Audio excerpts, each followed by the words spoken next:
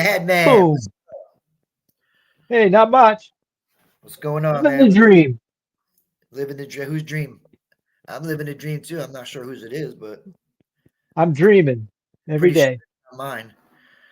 But what's going on, man? So how's the book coming? Uh, it, it slowed down a little bit. All right.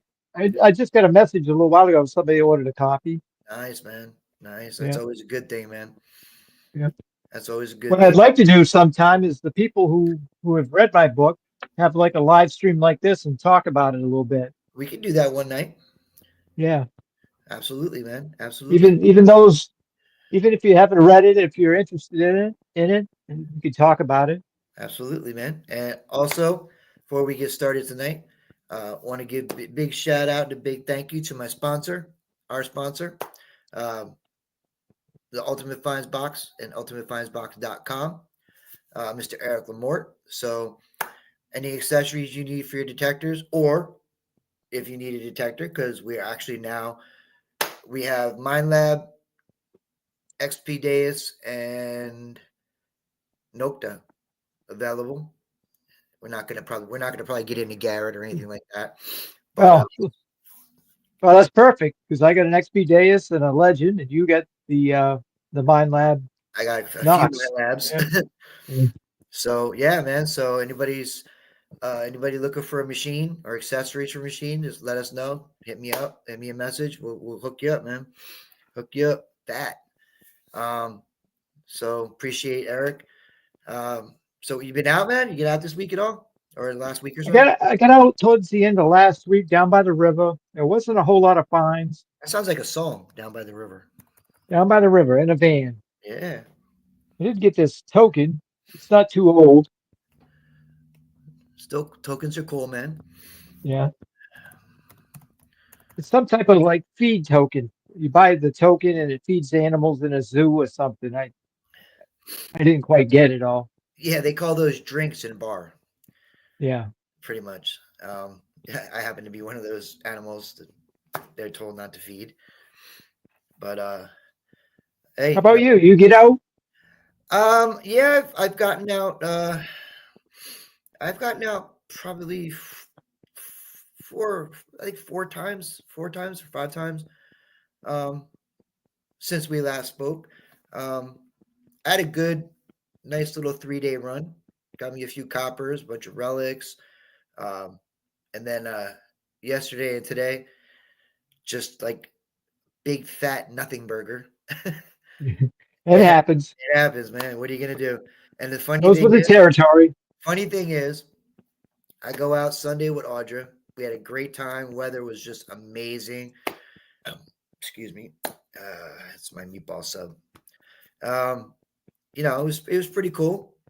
You know, uh, nailed a copper probably in the last hour we were there, and then went out Monday. Not too crazy. Nailed another copper. I'll take it. Um, and a bunch of relics. Now it was just one of those days. Just like almost everything I got over were like high tones. I was huge buckles and musket balls and And nothing wrong with that though. no, I said no. I was just like, am I giving away all my Spanish silver? Nah, I have given away a few of my reals on my stream. Um, They don't come but around too often. what's that? They don't come around too often, so it's hard to give them away. I mean, my normal year, I usually hit somewhere between 3 and 5. So I give one away that year. So I did that a couple years in a row. This year is weird, man. Like I go 4 years in between seeded coins, and I'm hitting like 3 to 5 reals a year. Cool. And then this year, 1 real, 6 seeded. Yeah. I usually find it seeded almost every year, but I haven't found one this year. I took Doesn't me. It's not looking good. I went 4 years. I hit a seeded quarter in like 20, like during COVID, 2020. Bruce, hey, Hey and I Bruce. and I didn't hit another one. I couldn't get over another one, dude, until this year. and then it just started popping out like crazy. But then the reals weren't coming. I just traded my first real like 2 months ago. I'm like, whatever. But yeah, it's the way it is, man. It's the way it is. But what can you do? Team Lynch, Kathy and Tim and Kathy are here. What's up, man? Unfortunately, you don't have any control over what you find at all, which is part of tonight's discussion. For some of you who wonder why you may not find certain things in certain areas, well, I may have somewhat of an explanation for that for you. But it might explain a few things. But so tonight we're gonna have a little discussion. I asked a few people today in a private chat we have. What would you guys like to talk about tonight? And right out the bat, boom, Spanish silver. All right, we can do that. So we're gonna talk a little bit about Spanish silver. There's some interesting things. Some of you may know some of them. Some of you may not know some of this stuff. But it's actually quite interesting and really explains a lot about the economics and the economy. Shaz, we don't need no. I hate Pink Floyd. I really do. You like Pink Floyd? I was never. I used to really dislike them, but over the years they've kind of grown on me a little bit. I never did. I never got into Pink Floyd, but you know what happened one time was, um, I had a bunch of friends of mine said, you know what we should do? We should go see. They used to have this place in New York. It's called the Hayden Planetarium, and they used to do. I don't know if it's still there. They still do them. They used to do laser light shows, and one of them was Oh yeah. Pink Floyd one. It was I think it was Another Brick in the Wall. Don't go. Don't take Mask and go see that, man. I'm telling you, don't. It wasn't good, man. It was not good. FLX is here. In the '80s, they come out with that album with the song "Learning to Fly." Yep. I like that one right from the beginning, but the oldest stuff it took a long time for it to grow on me. Right. But the one I did go to see, which I wasn't unmasked for, which was awesome, was Song Remains the Same, Zeppelin. That was awesome. That was a great laser light show, man. What better can you ask for? Sitting in the dark, laser show, listening to freaking Zeppelin. It was awesome, man. Yeah. It was awesome. So here we go. So Mr. FLX himself here chose tonight's topic, Spanish silver. So we're going to get a little bit into it, a little bit of the history of it, and really kind of the difference between then and now as far as this stuff goes. So for those of you that live in the South, I know Beth is in West Virginia. Javier's in Texas. I don't know if you'd consider that South, more like Midwest South out there somewhere. So for those of you that do live down South and wonder why, or even South, Midwest, any of that, wonder why you guys don't find like the coppers that we find up here in the Northeast. Well, I've got a partial explanation for that. So don't think it's you. It's not you necessarily or your machine. There are some extenuating circumstances to that. So before I tell you why, I'm going to ask if anybody can tell me where the first mint was, where they first started doing Spanish silver. No, it's not that you suck at metal detecting. Although you are drawn to IHPs for some reason, Phil. Olin. I got a wild guess, probably in Spain somewhere. Actually, no. Yeah. No. So the very first mint, Willie, was in Mexico City, but it wasn't a regular mint. They actually, in 1735, kind of built a mint out of a palace that was actually confiscated from a guy named Hernando Cortez. And they had that there for, I guess, about 10 or 12 years before they actually built a mint. Um, and they may have continued minting in that particular palace mint for a little while after, but not too long, because apparently he came back and got his palace unconfiscated, and there was all big lawsuits and courts, and it was crazy.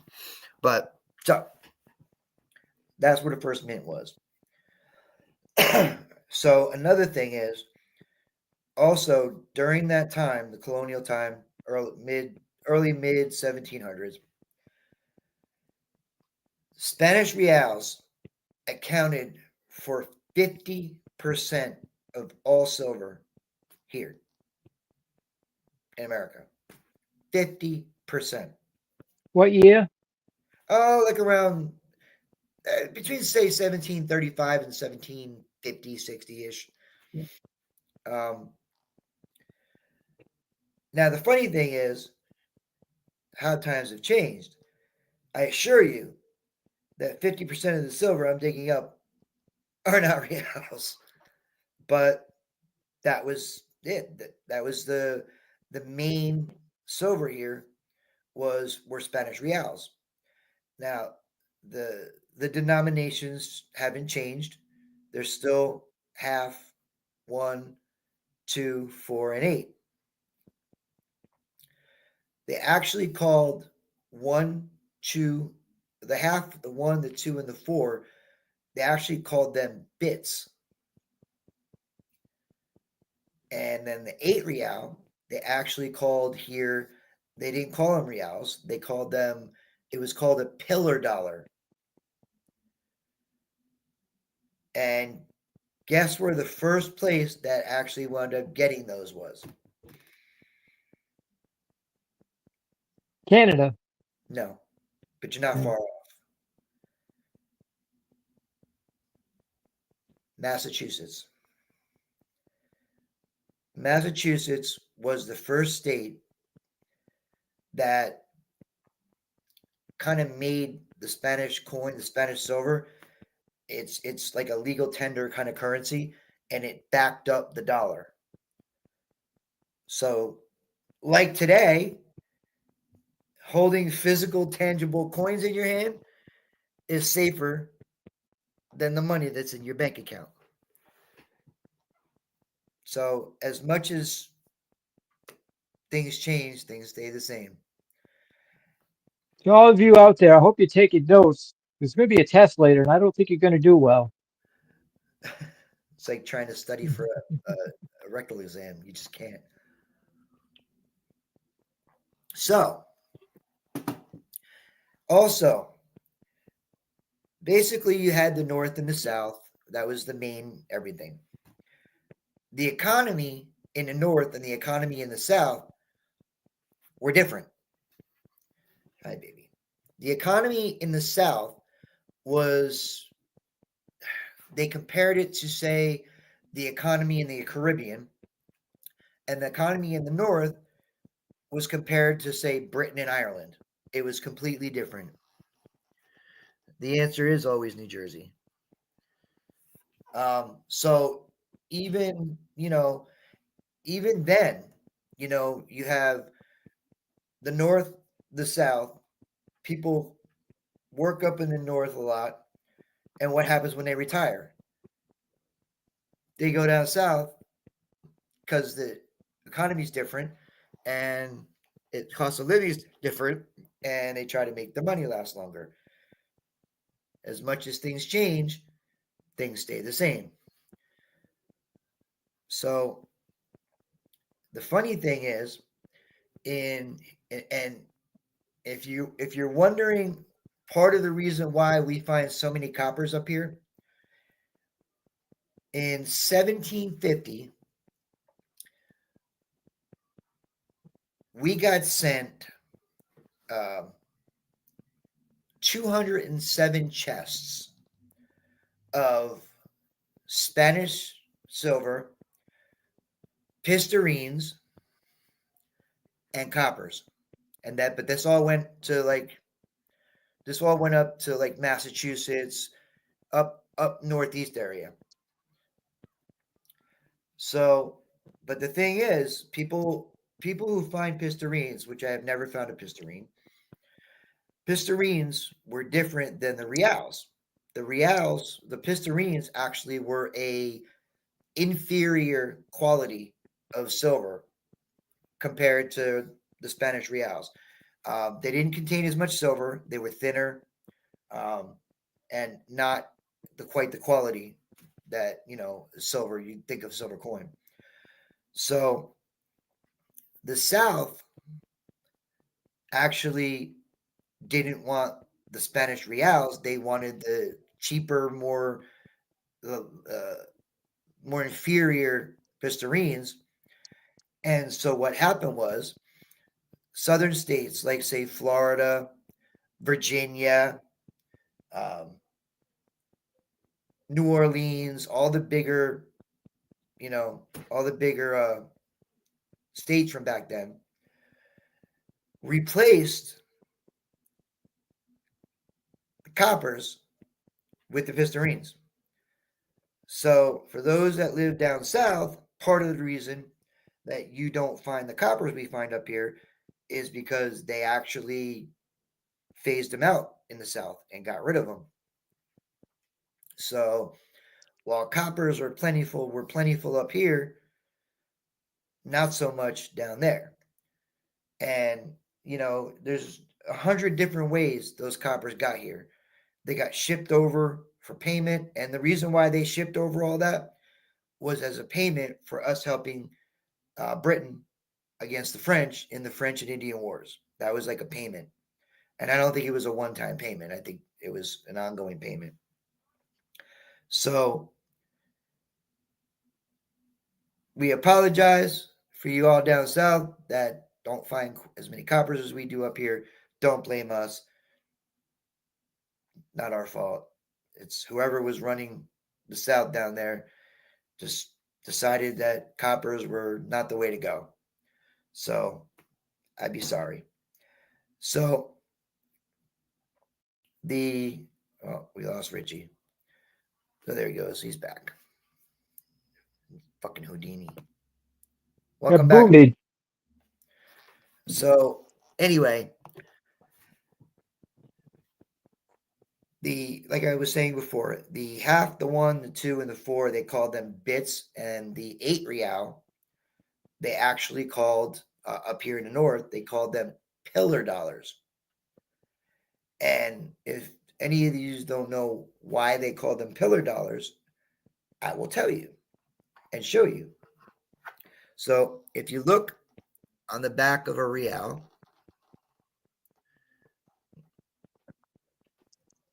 I'm sorry, they called the 2 reals pillar dollars, not the 8s. If you look on the back, I don't know if you can see that very well. I can see it. All right, you see the 2 pillars in the back. Now, those pillars are there because those are what they call the Pillars of Hercules, or also known as the Strait of Gibraltar. And there was a time when before we figured out that the earth was not flat and it was round, ships were warned that if you went past there, you would just fall off the face of the earth. Apparently, obviously that's not the case, but But they actually called this is a 2 real. They actually called these pillar dollars, not reals. So obviously there's different denominations, and the denominations didn't really mean a ton. They were used for different reasons. Um, they were used as a backup to the dollar. Um, Pirates paid their crew that way. Um, People paid for goods. People paid for goods, trade, um, just all different things. That was the way it worked. Um, you didn't pay for things and say, oh, well, I'm paying with a 2 real. You paid by weight of silver. So How long did this last? it went on for. Because I got They one started. of my half reals that I found is in 1815. That's a later one. That's a what? Is that Yeah. a Carlos the Fourth? Uh, Probably. Yeah, I think it's a I Carlos the can't Fourth. quite make it out right. Why Yeah, did but they cut them? Yes, Shannon. The reason why they cut them is because you paid by weight. So let's just say you have a 1 real and you're buying something, and it's only the weight required of silver is only say half of that 1 real. They would cut it, give you the other half back as change. And this is actually what it would look like, because I have dug a 1 cut real. So that is a cut 1 real. So somebody at some point paid for something with this 1 real, and this was their change. And then they lost it, and now it's mine. So shit on them. But that is why they cut them. There you go. 17 the what? whole 1784. That's a Carlos III. Yeah. Um, so what did they cut them with? Probably like some kind of shear or something like that. So yeah, no matter what you bought or what you paid for, that's how you pay for it. Um, I've even dug cut coppers, because they use that for bartering and for trade and stuff like that and purchasing goods. But the silver that's the main thing. But you could pay for anything with silver. You could pay for food, clothing, hookers. So I mean, if you could walk in and hand them a half real and pay for a hooker, and they cut it in half, give the other half back for change. Wait a minute. It's the world's oldest profession. Wait a minute. If half of a half real is all it took for this chick, you might want to look for a little bit more quality of women there, because It's all they could afford. It's all you they had. might need the other half of that half real for the clinic. So, Yeah. but yeah, And that's the that goes with the other part of the heel plate rumor. Have yep. you heard that one? Oh yeah, I know what you're gonna say. I Yeah. know what you're gonna say. So the Pistarines were different than the Reals. Like I said, they were. Yeah, well, no, I mean, the people you were dealing with had cutters, because they're not gonna, you know, I'm not if I have a 1 real and I'm purchasing something, and what I'm purchasing only requires half of it, you're cutting that shit, man. Because I'm not. That's like going I into want a my change. Give yeah. me my change. That's like going into a store buying $40 worth of shit, handing them 100 and saying, "Well, I don't have change." Well, you better find change real quick, because you ain't keeping 100. This Shit. crap only come up to $50, so Yep. I want my 50 back. Where's my other 50? Pay me. Pay me. But the Pistarines, like I was saying, they were a much more inferior coin because they didn't have the same weight for one as the other as reals did, and and those were mostly down in the, like I said, South, like Florida, New Orleans, even Canada, um, and the North we used more coppers, and thus.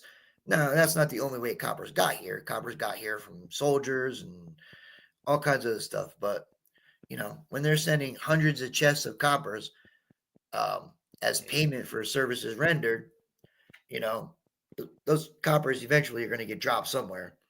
So, yeah, but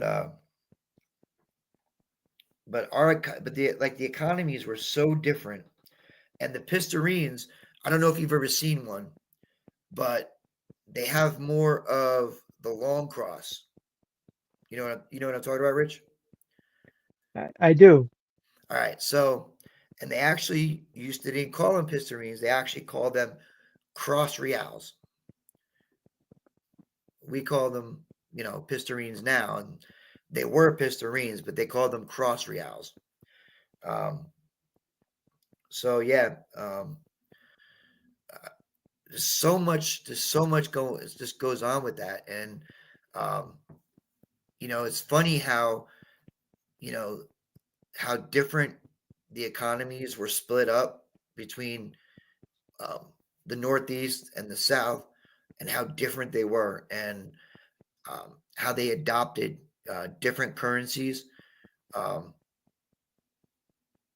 kind of, it's it's like everything's so different now, but it's really not. They did have hookers back then. Of course they did. Yeah, they did. They had them. They had taverns too. So Oh yeah, inns. They were inns because you was in. But it's funny how it's looked at so differently now. We look at we go out and we dig, and we find a half real or a 1 real or a 2 real, and we get all excited, and rightfully so. We get excited because we get a date. It's silver, like oh, that's 240 years old. They didn't look at it that way. It meant nothing to them. The date on the coin meant nothing to them. Um, Obviously, back then it wasn't considered old like it is now. So it's so different how it's perceived. You know, we go out, we dig a half real. You know, if it's in really really good shape, it's about what, $30, $35 coin. I'd never even sell mine. Either, This but is but these are the four that I've dug. I've only dug half reals, but I've a lot bought of people haven't dug any. I've bought some for, like events and stuff like that, giveaways. So yeah, they're 30, $35 if they're not key dates and stuff like that. So if you were to try to sell one you dug up, right? If they're going to sell it for 30, 35, what are they going to give you? 10, 15? That's going to get you a number one at McDonald's. That's it. But number one, It's going to get you a number one at McDonald's, and then you're better off going to Burger King. you're going to do a number two later. Yeah. But think about what that half real was worth and got somebody in, say, 1750. That might have That was probably a week's pay for somebody working in the field. that might have fed their family for weeks. Seriously. Might have fed their family for weeks. Now, you'd be lucky to get a Happy Meal out of it. Actually, I like Burger King better, except for the fries. McDonald's got better fries. You get onion rings anyway when you go to Burger King. Yeah. And the zesty sauce. Yeah, that's true. It's exactly what I had for supper tonight. I mean, think about it. I mean, we take dimes right now, and we just throw them in our pocket, throw them in change jars, throw them in a console of our car, right? Or throw them in that little jar next to the counter There for you go. donations or There something. you go. So even like a silver dime, like we find now, like a Rosie or a Mercury dime or something like that, you know, we go out, we dig, and like, okay, cool, I got silver.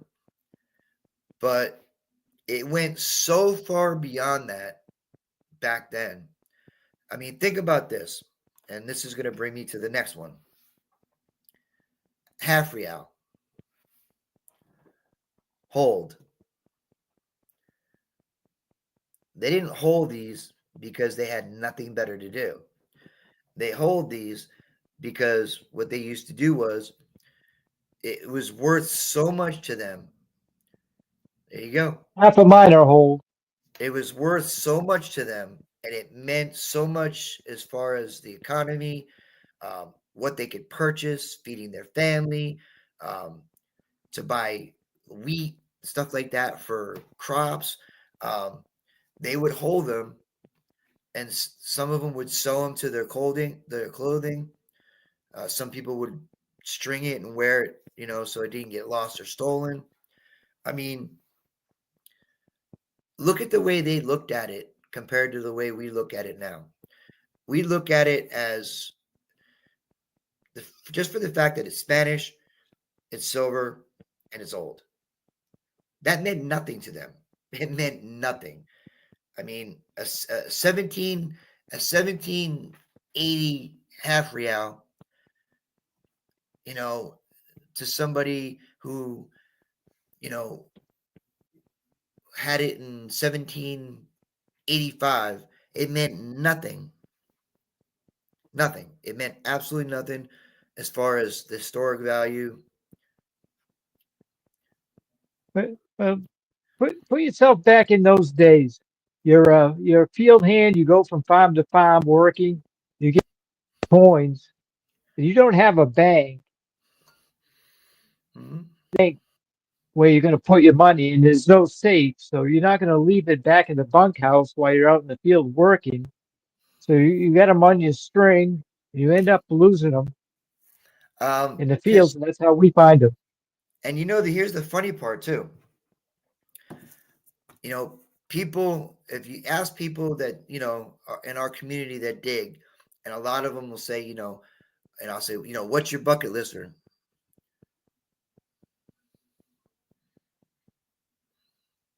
Well, actually, the reals would actually, and especially up north, in the 1700s, would actually kind of go up in value, kind of like how silver goes up now and gold goes up.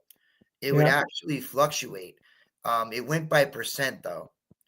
Um, it wasn't so much dollar amount as they went more by percent. Um, and depending on where you lived, what state you lived in, depended on how much it went up. If you lived in Massachusetts or New York, it it went up higher than in some other states because those are states that started to get more heavily populated. So there were, you know, started to get to be more people than there was silver. So the price of it would go up percentage. Like it would go up 6% one year and then 8% the next year. So it was crazy, man. But it's funny how much trouble they would go through not to lose this tiny little thing, man. I had a farmer that I detected his fields.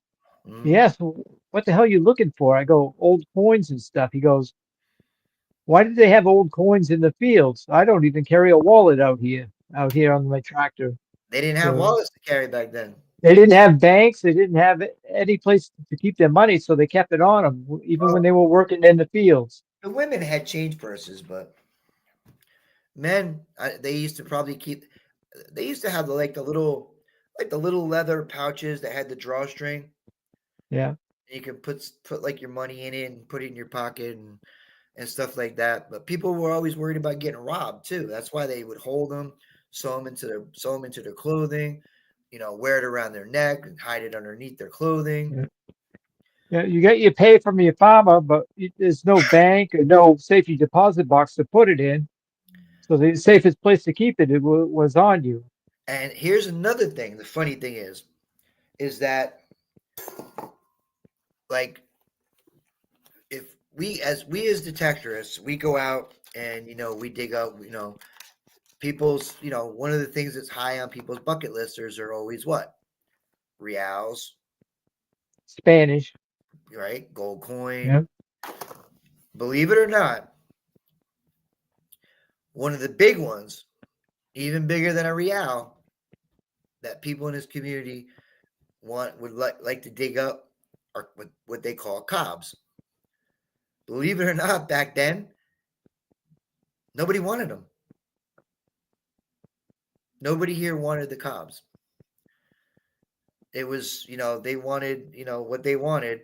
The cobs, which were, the cobs were, they called them, they called them something different. They called them Peruvians, I believe, because they were minted in Peru. They made them in Peru, and was I believe, yes, yeah. The half real was kind of like a dime, but uh, yeah, they didn't want the cobs here. The cobs, they actually kind of had like below the pistarine, which I don't know why, but the value of a cob, it's the cobs. There's no value really. You can't go by what's the value of a cob. Everything was by Whatever the weight. whatever their weight in silver is what their value is. That's it. It was, it was whatever the weight was. And they had different denominations. There's 1, 2s, 4s, 8s. And obviously as you go up and higher to the bigger coins, they hold more weight. But they just weren't. They didn't go well. So, which strikes me as odd because, and also some of the cobs I've seen, they're smaller, harder to cut because they're like thick, some of them. But There was a popular in the day as New Coke was when that come out. yep. So back then the value, the coins, they had value, but not the way that they do now. Like a coin, that has value now. There's all these different variables that were inconsequential back then. Circulated or uncirculated. Date. Is it a key date? What mint did it come from?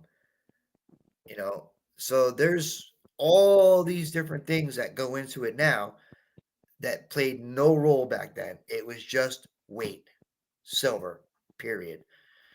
Now it's completely different. And the thing is, if you take, let's just say you take 10 pounds of mercury dimes, right? And you take it in and you want to cash them in for money. They're going to give you X amount for the mercury dimes, depending on Probably around $2.50 right now. depending on condition, dates. Actually, junk silver, they probably just go by weight. But if you say, okay, you know what, scratch that, I want to sell it for meltdown value. Now it doesn't matter what the dates are. It doesn't matter what condition they're in. How many pounds do you have? So that's why the meltdown value is way more than the coin value most of the time. Why didn't they hold cut coins? Well, some of them might have been hold at one point. And if you think about it, if you have a coin, like say a 1 real or half real, that's hold, that's the perfect place to start cutting. right there where it's hold. So if you got to cut this in half, it's going to be easier to Plus, cut it in half right there. plus, you only got a half a real. You drill another hole in it, you're going to have even less silver. Yeah, exactly. But yeah, some of those cut coins may have been hold at one point, but where it was hold would be the perfect place to start cutting because it gives you a good start instead of having to get through the rib and the ridge of the coin. Now you got a hole right there. You just clip that little piece, and now you got a nice way, easy way to go. So it makes it a lot easier. So yeah, um, um, there's a lot of hold reals out there. Most of them are halves. Um, on occasion, you might catch a one like that. Don't see too many any twos or higher um, hold for whatever reason. I guess if you get a 4 and 8 real, you don't really want to sew that to the inside of your shirt. You're probably the thread's Probably not a little heavy. it's not going to hold it. Yeah. But yeah, like I said, a lot of cut coins you see could have been hold at one point. Um, Matter of fact, I pretty much guarantee some of them were. But it's just easier to cut. But whew, man. Anything to add to that, Rich? Well, not really, because I up here we did some Spanish coins, but they're not. There's not a lot of them around. Like most of the people that I dig with haven't found any. All the ones that I found have been out in farm fields. So You pull one out of the river every once in a while, I don't know if Dennis has found one or not. He'd be the only one who has pulled one out of a river. huh? Oh, really? Yeah. So yeah, when they sent over all those coins, they sent over 8 chests of 2 reals. Man, I'd like to know where those are right now. How many? Just imagine how many are in a chest. Man, Probably tens of thousands. who knows, man? Who knows? They were sending over 2 reals, coppers. They did have scales. Um, I they did. imagine they did it. Every merchant probably had a scale. Oh, sure. And then they had what they call the trade weights, so you could, tell weights and stuff like that. Oh yeah, yeah. They were weighing the silver. They were weighing the coke, the weed. They were Yeah. weighing everything, man. Yeah. The drug trade's not that new, dude. It goes back years. They weighed sugar. They just weighed everything. Everything went by weight, man. Everything. Now it Yeah, goes by everything. now it does now everything goes by I don't even know what anymore. Well, if you buy potato chips or Doritos like I do on a regular basis, you notice the size of the bag keeps getting smaller and smaller. Well, it's because they're giving you more air and air and air in there. Yeah. It's half a bag of chips and a half a bag of air. Yeah. That's why you buy Pringles, man. Yeah, exactly. You know That's why exactly you what buy. you're gonna get. That's why you buy Pringles Mhm. stacked up. You know what you're getting, man. But yeah, all the merchants had scales, and I mean, that's just the way they did business. It was, you know, it's like, it was just standard, being everything went by weight, and they traded everything. I mean, you could trade silver for wheat, for barley, for sugar. You could trade it for anything. Everything had its own weight and price for everything. Bag appears smaller because you're getting higher and higher. Uh, trust me, those bags are getting. It's not that the bags are getting Uh, smaller. The amount of uh, chips in the bag I, are getting if smaller. you haven't noticed it, you haven't done any shopping lately. Is that BC Trevor Trails? Yes, it is. Jason, hi Jason. He said Richie Bobby. He was trying to make a Talladega Nights parody there. I think. Yeah, Like Saturday Night Live. no, Talladega Nights. Ricky Bobby. Oh yeah. Okay. Very clever. He thinks John says he thinks they put holes in him out of boredom sometimes. Maybe, Well, they maybe. were so bored because they didn't have a nice book to read. Ah, see, what a setup. That was a, What a segue! What a segue! shameless segue. Yeah. Shameless but beautiful. But yeah, man, go check out Richie's book on uh on Amazon. Amazon and buy one, man. Yeah, we could talk about it. There you I'd love go. to have a conversation about people who read my book and what they think about the characters and what happens to them. Yep. Exactly. Exactly. So, Beth, I hope I answered part of or explained part of why they don't find as many coppers down there as they do here. That's only part of the reason, probably, but um, but nonetheless, the South decided that pistarines were more important than copper, so they eliminated the copper. Richie, how many books have you? That's what your third book. Well, last year I wrote 6 children's books, and this is Oh, my okay. first novel for adults. So adults and mature teens.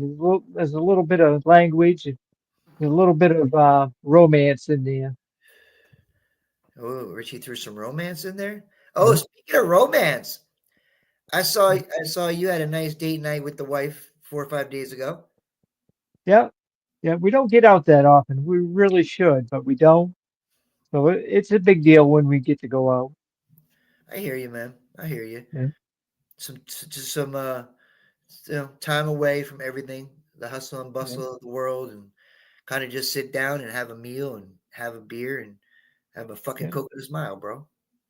The Outback Tavern's 3 miles down the road, and we hardly ever make it there. Twice a year, usually. Oh, Outback. My wife lives like on her phone, constantly looking at shit. Yes, John. Yes. See, it was there. But so my wife's looking. She goes, "Ooh, hun, we gotta go here." I said, "Where?" She goes, "Oh, it's this new Colombian restaurant. It's right by Outback." I said 2 weeks ago, you were like, "Hun, we should go to Outback." Now you want to go to the Colombian place that's next to um, the Outback. Beth says, "Don't think I'm not contemplating how I'm going to pull that off." Hmm. When I say Outback, it's not affiliated with the The restaurant restaurant. chain. Oh, It's just a tavern that's called the Outback. oh, I thought maybe you were. I thought maybe you were streaming from Australia. No, Okay. no, it's not related to them. Okay. Just a All local right. tavern. All right. So you know what we're gonna do. You know what we're gonna do. Here's what we're gonna do. Here's what I'm gonna do. This pains me so. The Penthouse series. Oh shit. Phil's reading the Penthouse series. They still have those? Here's what I'm gonna do.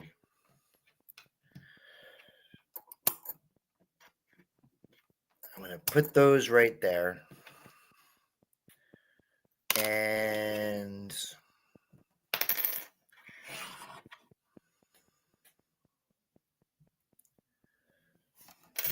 1 second here.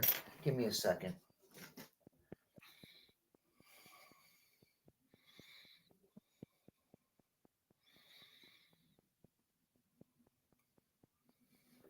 All right. Cool. All right. So here's what we're going to do.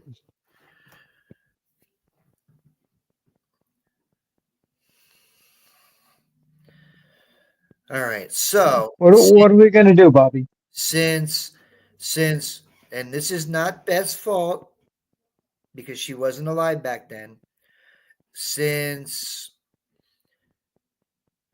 the South decided, that they were going to go cheap back in the late 16, mid 16, late 16 to mid 1700s, that they were going to go so cheap with the currency.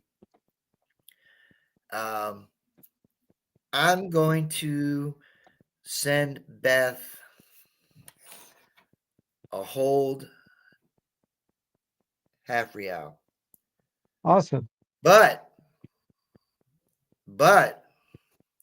there's a catch. There's always a catch. Mm-hmm. The moment she digs her first real, she has to pass it on to somebody who hasn't dug one yet. Has to. That's the rules, and rules are rules. So this is the third. That seems pretty reasonable. This is the third time I've done this. I'm still waiting for the other two, okay, to find their coin so they can pass the other one on. Now, I'm going to give John a break because John's only had it for about 3 weeks, so I'll give him a break. But Alan's Come on, John, get with it. But Alan's had Alan has the first real I ever dug, 1779 half real. I gave it to him like 3.5 years ago. I told him the same thing. As soon as you find your first real, you got to pass it forward. He still got that bitch. Still got it. So, yeah, I you know what, John? I hate to say it, but you're probably right on this one. You're probably right. JBP said if she got it, she would be buried with it. Yeah, well, back in the day, you probably could have used this to pay for your burial. Not anymore. Not anymore. But oh, wait a minute. Maybe I'm thinking of the wrong person.